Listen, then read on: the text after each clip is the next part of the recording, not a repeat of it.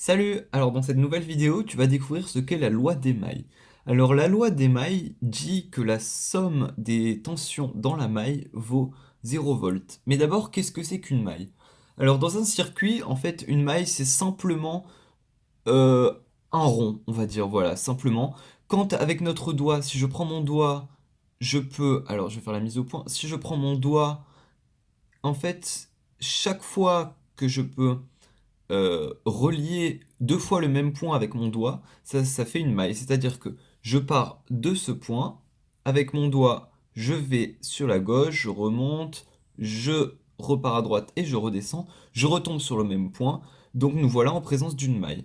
Alors, par convention, on va dire qu'une maille va toujours dans le sens des aiguilles d'une montre, donc comme ça.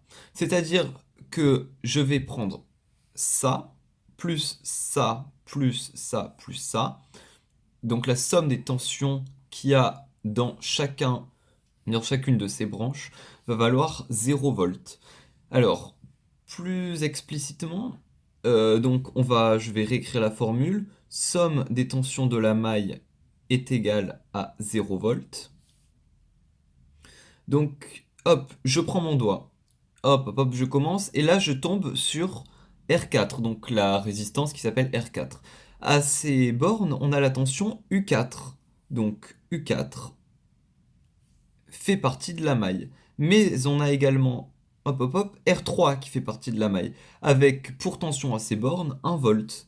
Donc, plus U3, plus U1. U1 donc qui est la tension aux bornes de R1, donc plus U1.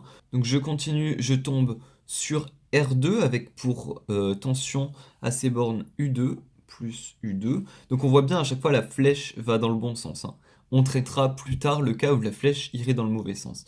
Je continue, hop hop hop, je descends, et là je tombe sur R5 avec pour tension à ces bornes U5, donc plus U5. Et la loi des mailles nous dit qu'une fois que j'ai fait un tour, le tout vaut 0 volt est égal à 0 volt. On nous demande de calculer U5. Alors je vais... donc 0 volt, c'est comme si j'avais simplement 0. Donc U5, je vais passer tout ça de l'autre côté. Donc U5 va être égal à moins U4, moins U3, moins U1, moins U2.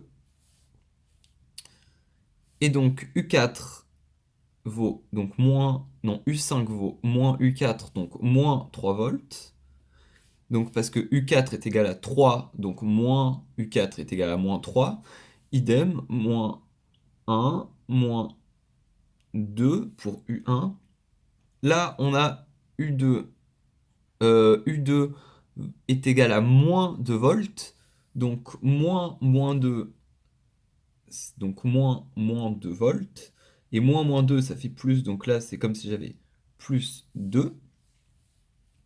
Donc, on va résoudre ça. Moins 3 moins 1, ça fait moins 4.